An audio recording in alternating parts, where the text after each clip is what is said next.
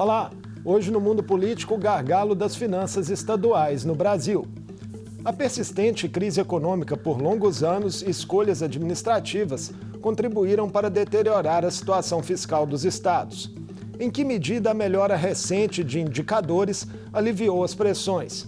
Quais os desafios que a conjuntura impõe à União e aos governos dos outros entes federativos na definição de metas e no atendimento de demandas sociais?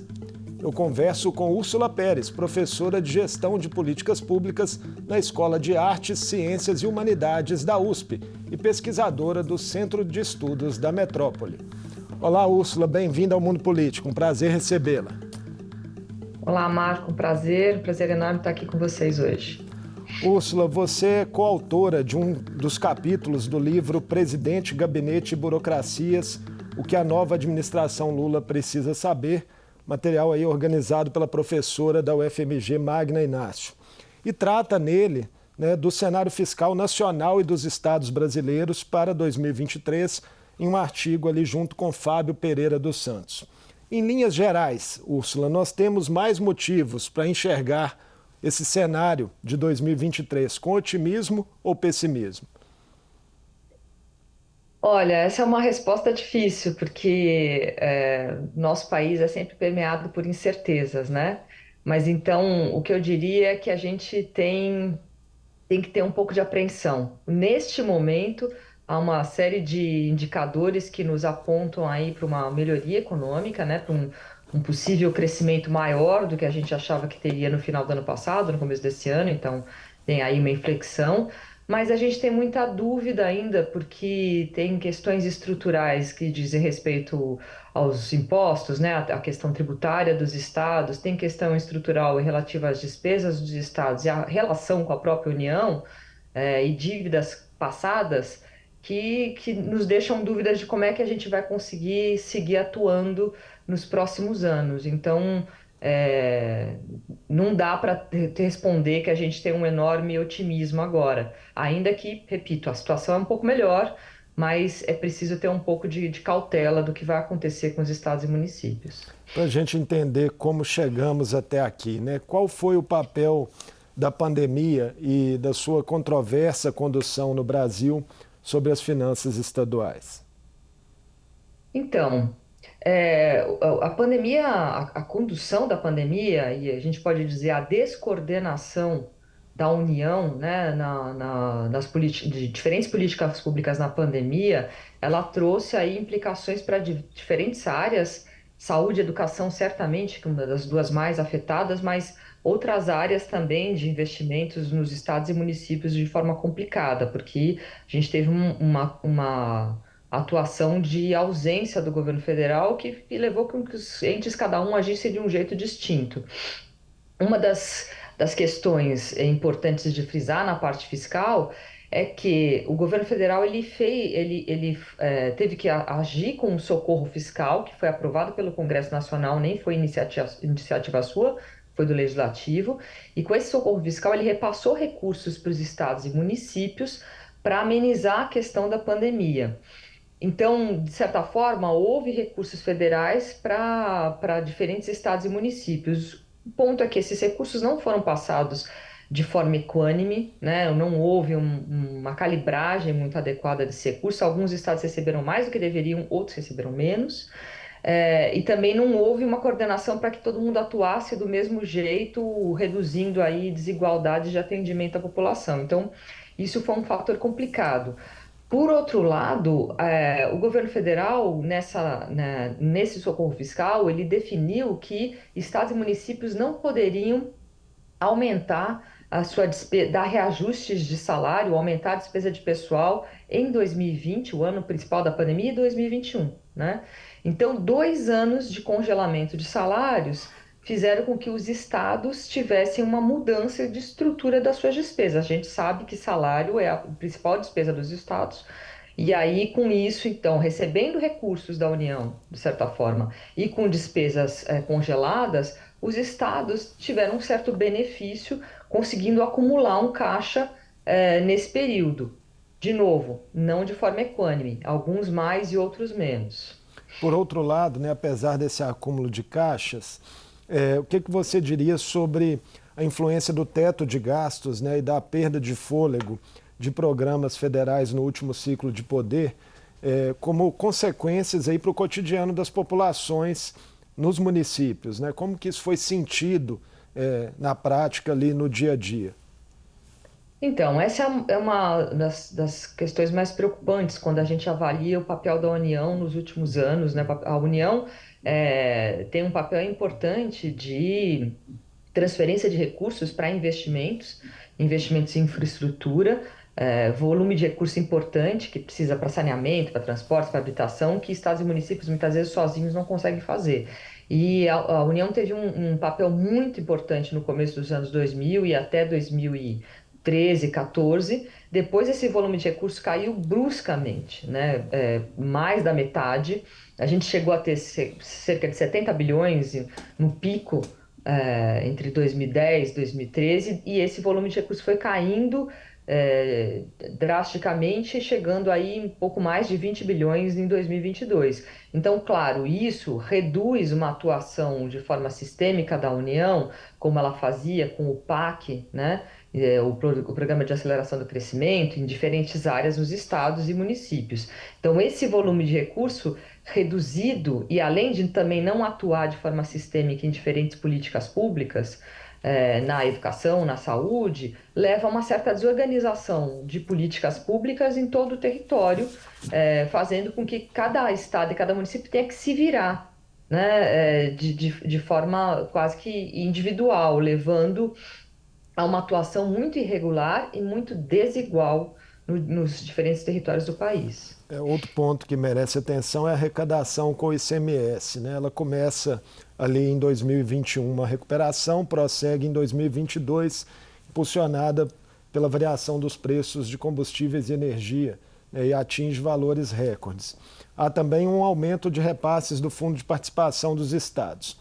Apesar desse respiro, Úrsula, quais são as principais preocupações que persistem, né, em torno de sustentabilidade fiscal para os próximos anos dos estados? Então, essa é outra questão bastante importante, porque o ICMS é um imposto que há muito tempo vem sendo discutido como um imposto obsoleto, né? Um imposto que precisa ser repensado, ele é um dos principais focos da reforma tributária. E se a gente olhar os últimos anos, o que a gente tem? A gente tem um imposto que ele é completamente procíclico, né? ICMS, ele avança quando você tem aquecimento econômico, então tem bastante consumo, aumenta a demanda agregada, aumenta então a arrecadação do ICMS. Mas ele cai bastante, ele cai muito quando você tem a desaceleração econômica. Então, nesse sentido, é importante ter em mente que é um imposto que você, quando mais precisa dele, né, quando você está em crise e que você precisa atender as pessoas que têm mais demanda por políticas públicas, você vai ter menos volume desse recurso. Então, é uma tributação indireta que é procíclica, que tem esse problema de oscilação conforme o aquecimento da economia, e para além disso, ele é muito regressivo, né? Ele tributa a todo mundo igual, independente da sua renda. Então, por uma série de motivos, ele é bastante criticado. Nos últimos anos, comentando isso que você perguntou, é importante lembrar que a gente teve uma enorme crise em 2015, 16, 17, com uma queda muito grande, muito vertiginosa de ICMS, que atingiu vários estados. Diferentes estados, inclusive, tiveram dificuldade de pagar folha, né, por conta da queda dessa arrecadação, que é o nosso principal imposto. E aí os estados estão em recuperação em 19, 18, 19, quando vem a pandemia, você tem essa queda de novo. O que aconteceu foi, então, o socorro fiscal da União, que eu comentei, de certa forma, compensa um pouco essa perda, e também, logo após, a gente vai ter aí a influência de uma variação de preços de commodities, combustíveis, energia, que fazem aumentar a arrecadação de ICMS, também impulsionado pela inflação, que a gente tem em 2020, 2021, 2022. Então, os estados passam a ter uma receita mais interessante de ICMS nesse período, e também, com essa variação de preço de commodities, a União tem uma receita maior de imposto de renda, que leva ela a transferir mais dinheiro para os estados via FPE. Então, a receita dos estados em 21 e 22, primeiro semestre, ela aumenta. Mas isso não é algo, vamos dizer, sustentável e periódico, algo sazonal, eventual, dada essa variação de preços e a questão da inflação. Durante o segundo semestre de 2022, há uma mudança importante. Por quê? Porque houve aquela redução das alíquotas de ICMS, das blue chips, que envolve energia, combustíveis, e os estados têm uma perda de arrecadação que está repercutindo até no começo desse ano. Depois houve toda uma renegociação aí com a União no começo desse ano, mas tem-se a dúvida de como é que será esse ano, né? Que a arrecadação do ICMS vai depender de como é que ficam essas estruturas e o aquecimento da economia neste ano, e qual vai ser o encaminhamento dado para a reforma tributária. Então, tem toda uma negociação, o que vai acontecer com o ICMS, como é que ele vai ser estruturado nessa reforma tributária, que pesos, né, qual é o volume do fundo que o governo federal vai compor para poder fazer aí um processo transitório de reforma, porque não dá para mudar tudo de uma vez. Tem pessoas que falam aí de até 26 anos, né, de processo incremental para alterar o ICMS, não é só o ICMS, né, também tem imposto dos municípios, o ISS entra na reforma tributária, o da União, IPI e outros. Então, essa dúvida fica, como será a arrecadação a partir de uma negociação que deve acontecer aí no segundo semestre desse ano no Congresso Nacional. Então, o ICMS é um imposto que é ruim, obsoleto, que teve toda essa oscilação, a gente precisa alterá-lo, mas ainda estamos no processo de discussão de como será isso, e também a dependência de como é que será o crescimento econômico ou não desse ano, há de ter influência sobre essa receita. Essa discussão da reforma tributária está quente no Congresso. Segundo o próprio ministro da Fazenda, Fernando Haddad, também ela é essencial para a própria regra fiscal, né, pensada pelo governo, o arcabouço. Mas que tipo de mudanças no sistema de impostos, Úrsula, você acredita que a proposta deve perseguir? Então, há uma discussão dupla, né, da reforma tributária. Tem a reforma tributária indireta, que é essa que a gente está comentando, que envolve, então, os impostos que incidem sobre a circulação de mercadoria, consumo, os serviços, a produção, IPI, ICMS, o ISS e as contribuições. E também há a discussão da reforma tributária sobre a renda, né, uma reforma tributária chamada aí de reforma tributária direta e mais progressiva. O que se percebe é que há um avanço maior de consenso e de encaminhamento dessa primeira parte da reforma tributária indireta, que proporia a junção desses vários tributos que incidem sobre a produção, consumo e serviços, num tributo único, que é um imposto sobre valor agregado, que já existe em diversos outros países.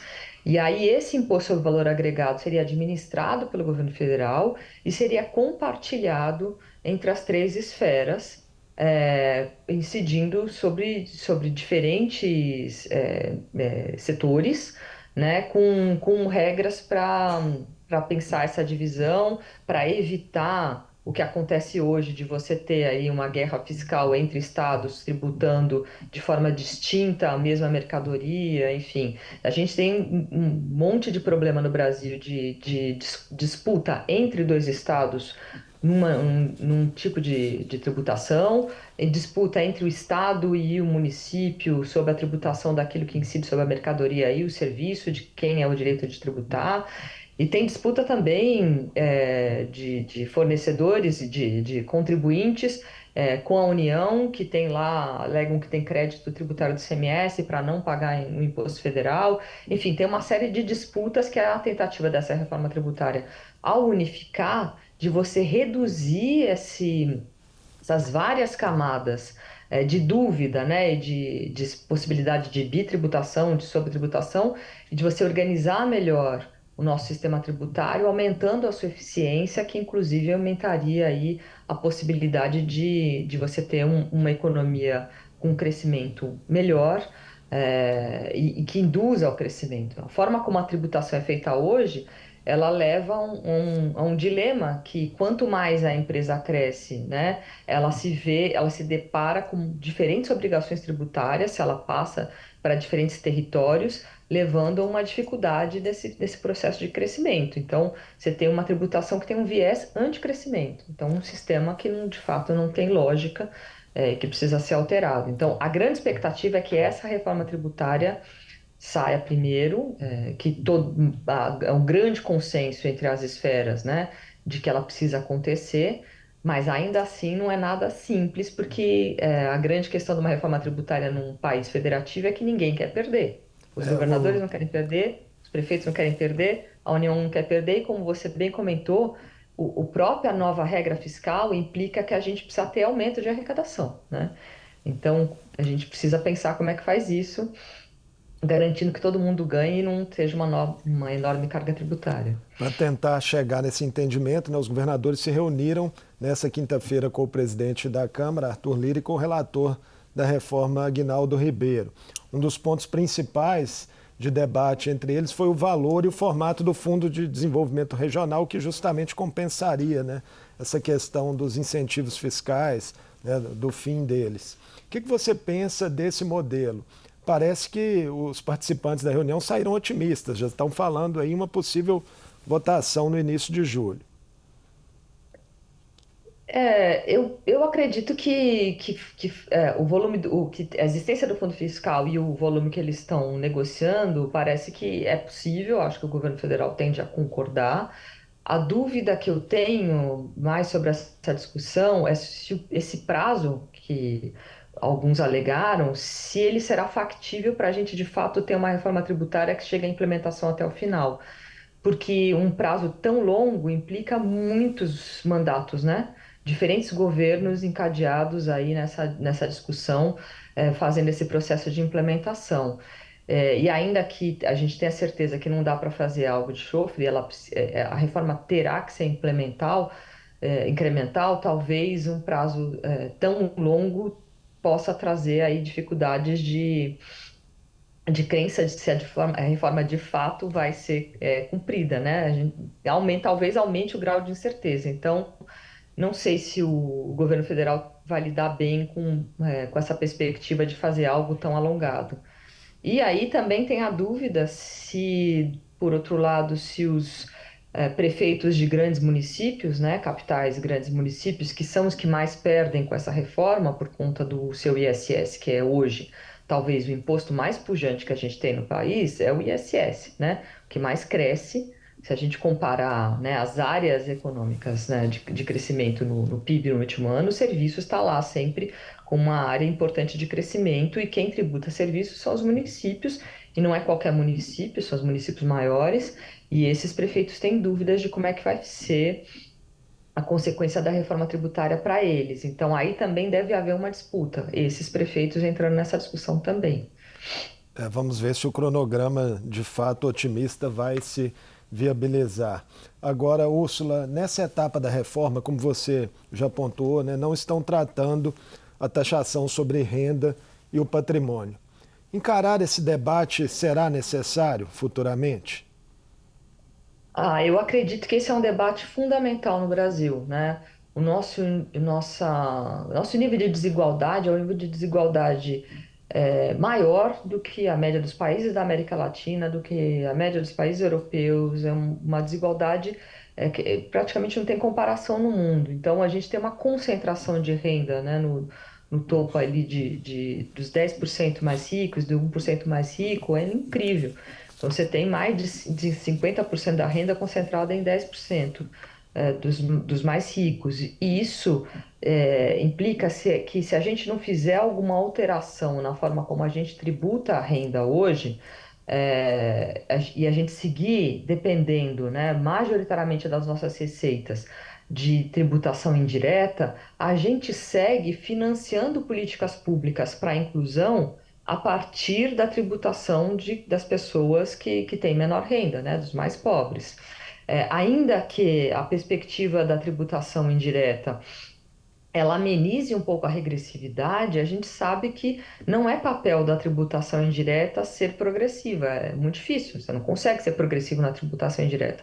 Você consegue ser progressivo numa tributação sobre a renda e sobre o patrimônio. Então, enfrentar esse debate num país tão desigual como o Brasil é fundamental. né? Então, você tem essa perspectiva e você precisa enfrentar essa questão da tributação sobre a renda.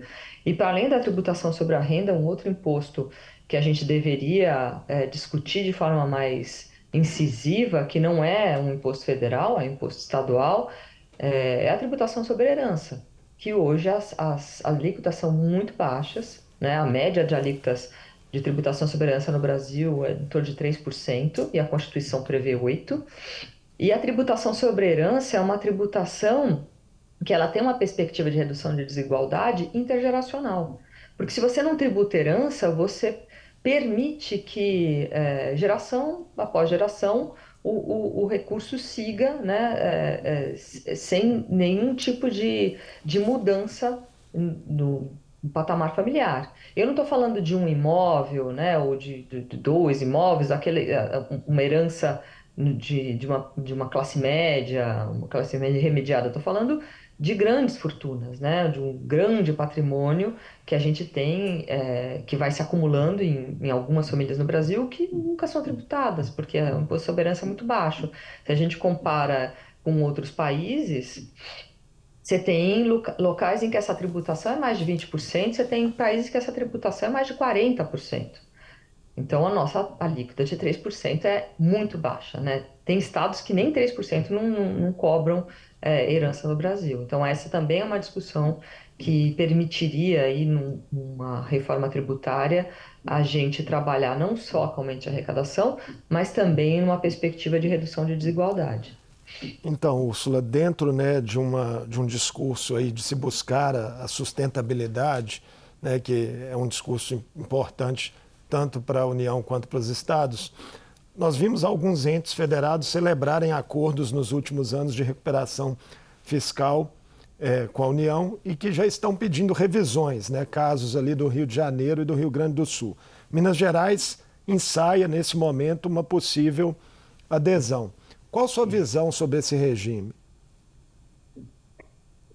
Olha, o regime de recuperação fiscal me pareceu uma necessidade em momentos de crise. A gente acompanhou a situação do Rio de Janeiro, numa situação quase que falimentar.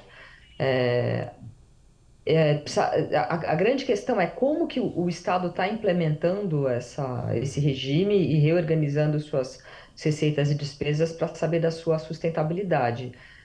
A perspectiva de entrar no regime de recuperação fiscal e não conseguir entrar num novo patamar de equilíbrio é uma dúvida. Claro, a gente foi permeado por uma pandemia e ninguém tinha como prever isso. Então, a minha dúvida é, os parâmetros estabelecidos, eles permitiam a sustentabilidade?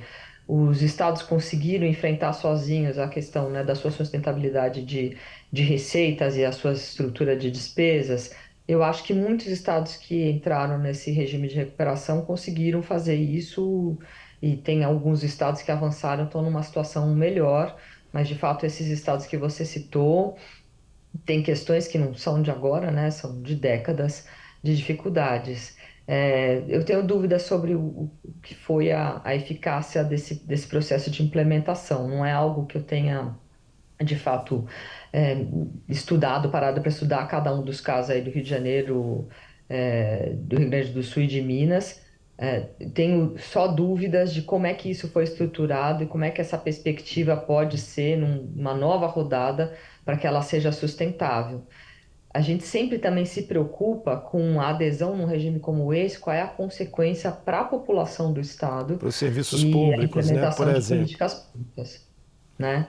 Porque às vezes a consequência de um ajuste que pode ser muito draconiano e que acaba levando a políticas a ficarem a descoberto e uma dificuldade de garantir universalidade e focalização em áreas fundamentais, né? Não só de saúde e educação, mas de infraestrutura urbana, que precisam aí de investimento sempre. Então, um regime como esse, sem um apoio, uma coordenação, um ajuste par e passo da União, pode ser bastante problemático para a população do Estado. Do ponto de vista da União, Úrsula, a principal aposta de médio prazo é o novo arcabouço fiscal, que já passou pela Câmara e segue em discussão no Senado. Essa proposta elaborada pelo ministro da Fazenda, Fernando Haddad, na sua avaliação, né, já modificada no Congresso, está à altura dos desafios que a conjuntura nacional impõe? Olha, tem uma questão importante, né? Tem uma enorme disputa sobre o arcabouço fiscal e tem muitos colegas, muitos autores que acompanham essa discussão, economistas e gestores que criticam a existência de de um novo arcabouço, sendo que antes do teto de gasto a gente tinha lá a regulamentação dada pela Lei de Responsabilidade Fiscal e não tinha essa necessidade. O fato é que, a partir do momento que se aprovou aquele teto de gastos e criou toda uma expectativa sobre ele, né, de como ele organizaria as finanças da União, retirá-lo sem a discussão e uma proposta a partir disso, eu acho que traria uma enorme complicação e, inclusive, de sustentabilidade política para o governo. Então, a proposta do arcabouço é uma proposta que tem que ser entendida também na construção do possível diante do ambiente econômico e político que a gente está vivenciando. E nesse sentido, dentro desse ambiente, da disputa que a gente vive, uma proposta que permite o crescimento das despesas primárias, né, com uma variação de piso e de teto, independente de você ter um total alavancagem da receita, eu acho positivo, porque ele dá uma perspectiva de uma atuação anticíclica do governo federal. Então, ele retira um dos principais problemas do teto de gasto, que era congelar a despesa primária, e tirar ali a possibilidade de fazer política fiscal que o governo federal que estava colocado no teto de gastos e que não funcionou, como a gente sabe, que praticamente todos os anos teve algum tipo de furo, alguma emenda para furar, para reajustar aquele teto. Então, sabendo que aquilo não funcionou, a nova proposta, tendo essa possibilidade, ela me parece muito mais vantajosa e, além disso, tem uma série de considerações em diferentes áreas de despesas que permitem a gente focar em, de novo, ter um volume de investimento importante para o país e também especificar áreas nevrálgicas, áreas prioritárias, como educação, como ciência e tecnologia. Eu acho que isso é positivo. Mas é fundamental reconhecer que para esse novo arcabouço funcionar, a gente vai ter que ter receita crescente. Né? Tá no bojo, né? Tá embutido na proposta uma perspectiva de aumento de arrecadação para que a gente alavanque as despesas, os investimentos do país. Então, tem uma parte desse arcabouço que depende do que vem agora, nesse segundo semestre, com as discussões de reforma tributária. Úrsula, muito obrigado por essa conversa conosco sobre questões importantes que permeiam o nosso Pacto Federativo. Eu que agradeço, um prazer estar aqui hoje e ficamos à disposição para outros momentos, outras oportunidades. Até a próxima. Eu conversei com Úrsula Pérez, professora de Gestão de Políticas Públicas na Escola de Artes, Ciências e Humanidades da USP. Falamos sobre a conjuntura fiscal dos estados brasileiros, os desafios que ela traz aos governos de diferentes níveis e os impactos de propostas em discussão no Congresso Nacional. O Mundo Político fica por aqui. Obrigado por nos acompanhar e até o próximo programa.